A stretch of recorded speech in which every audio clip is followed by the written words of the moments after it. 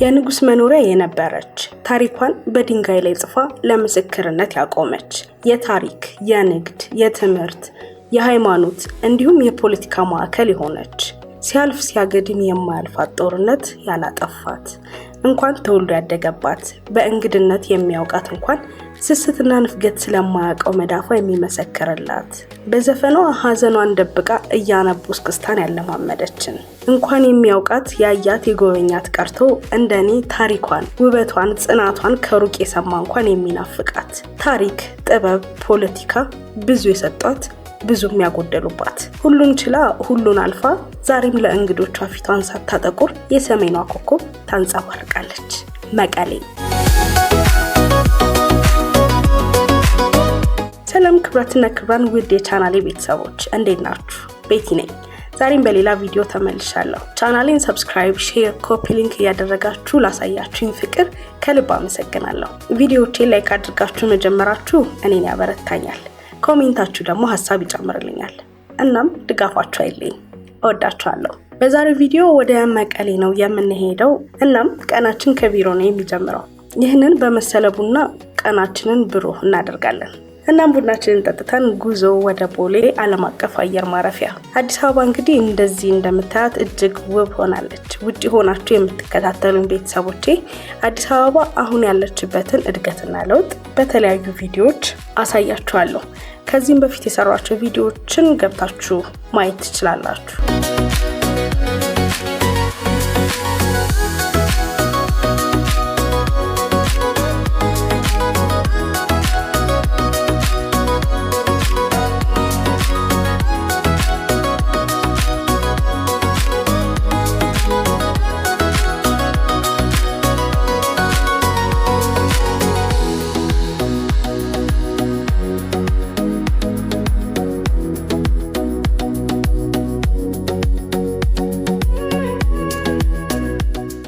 ቦሌ ዓለም አቀፍ አየር ማረፊያ ደርሰናል።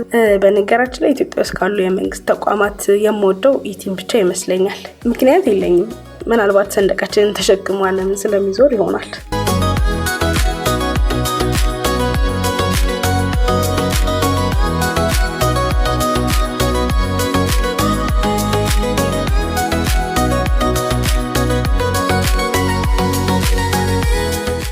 ለማንኛውም ገባሁኝና ቼኪን አድርጌ ሰዓት እስከሚደርስ ድረስ ቁጭ አልኩኝ። ከዛም ሰዓታችን ደረሰ፣ ገባን። ያው እንደሚታወቀው ሀገሪቷ ላይ ባለው ነባራዊ ሁኔታ የየብስ ትራንስፖርት ደህንነቱ አስጊ በመሆኑ ምክንያት ብዙ ሰው በፕሌን ነው የሚሄደው። በዛ ምክንያት የሀገር ውስጥ በረራዎች እጅግ በጣም ጨምረዋል። በቀን ከ4 እስከ 6 ጊዜ በረራ የሚካሄድባቸው ሀገሮች እንዳሉ ሰምቻለሁ። በመደበኛ ቀን ማለት ነው። ወደ መቀሌም አብዛኛውን ቀን የመጀመሪያ በረራ ከአዲስ አበባ የሚነሳ ከ12 ሰዓት ከ15 እስከ 12 ሰዓት ከ20 ባለው ሰዓት ሲሆን የመጨረሻው ደግሞ የሚነሳው ከምሽቱ 11 ሰዓት እስከ 11 ሰዓት ከ40 ባለው ነው። እና ያው እኛም እየተነሳን ነው ጉዞ ወደ መቀሌ።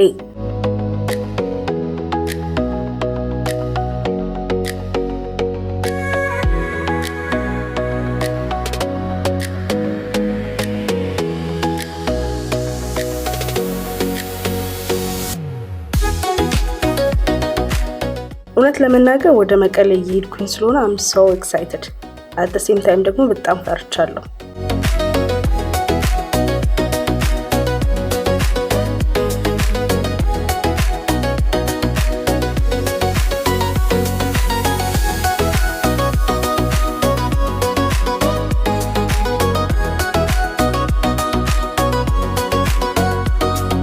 መቀሌን በአካል አላውቃትም።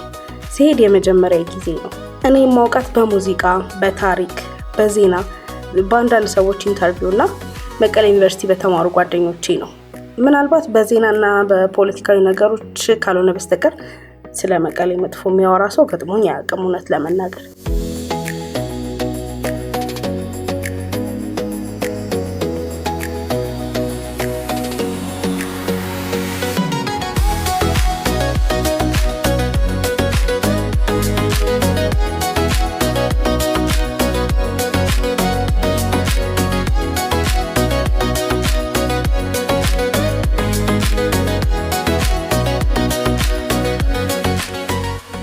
እናም መቀሌ አሉላ አባ ነጋ ዓለም አቀፍ አየር ማረፊያ ደረስን።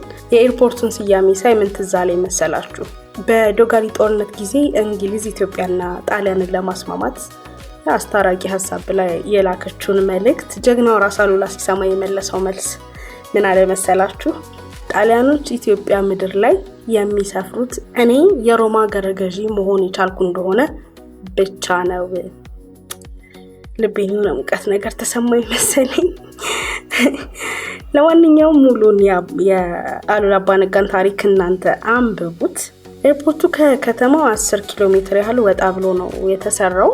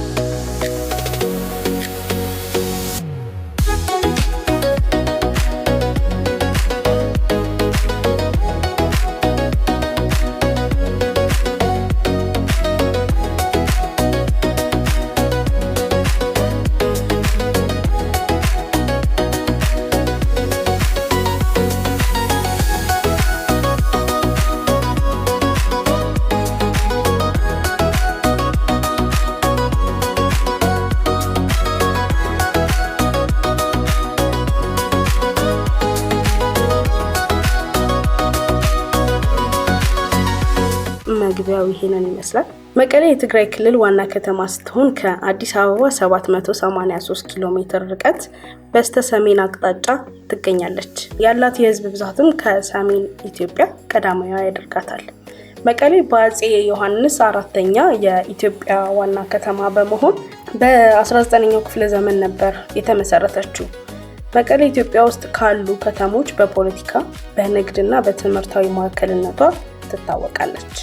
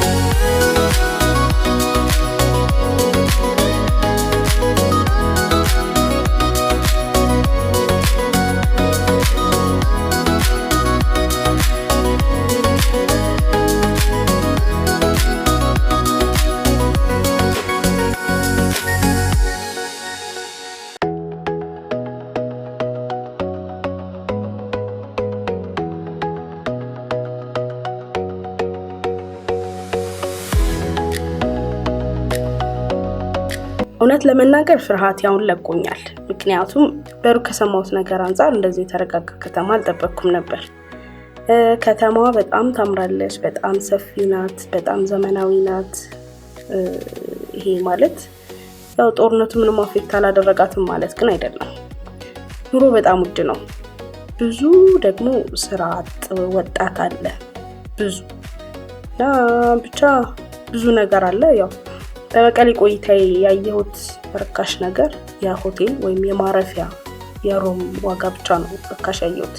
እሱንም ያው የጎብኚዎች ቁጥር ስለቀነሰ ተጠቃሚ ብዛት ስለሌለ ነው።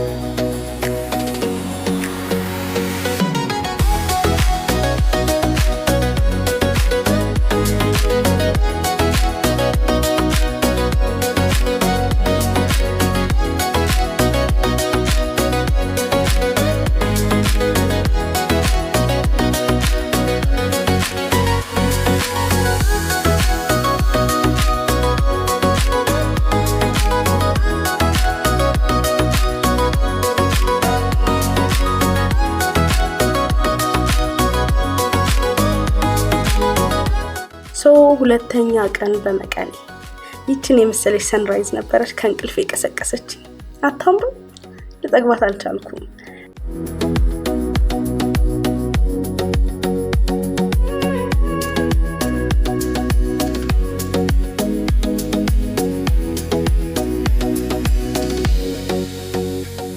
ለማንኛውም መውጣት ነበረብኝና በጠዋት ወጣሁኝ። ዛሬ እንግዲህ ህይወቴን በሙሉ ለማየት የምጓጓው የመቀሌ ጉርድ ፎቶ ወይም መታወቂያ ልትሉት ትችላላችሁ።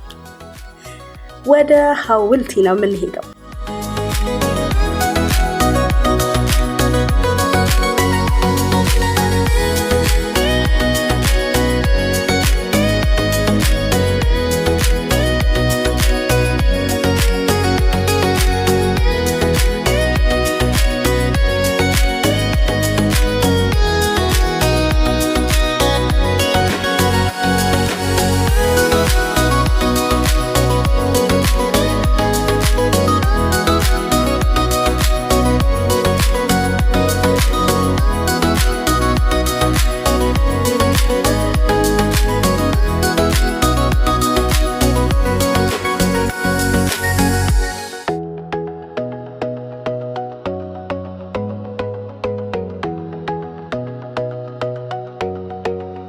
ደርሰናል።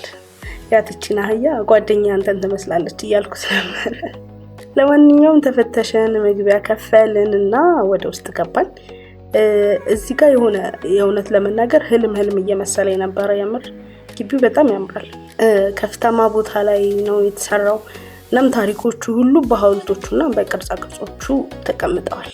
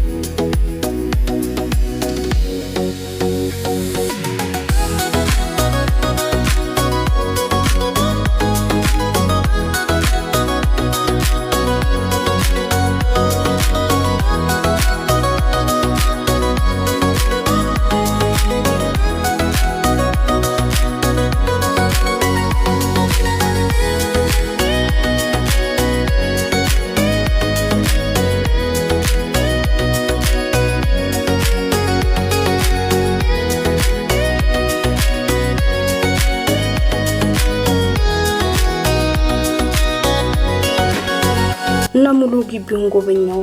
ትልቅ የስብሰባ አዳራሽም አለው። ኢቨንት ተዘጋጅቶ ስለነበረ ወደ ውስጥ አልገባው።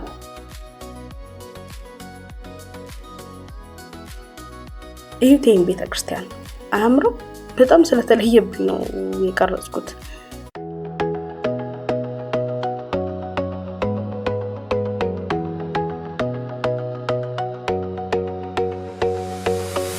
በተረፈ የመቀሌ ሁለተኛ ቀን ቆይታዬ ይሄንን ይመስላል።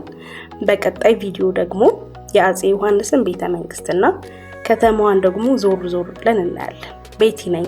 ስለተከታተላችሁኝ ስላያችሁኝ አመሰግናለሁ። ሰብስክራይብ ማድረግ እንዳይረሳ። እወዳችኋለሁ። ባይ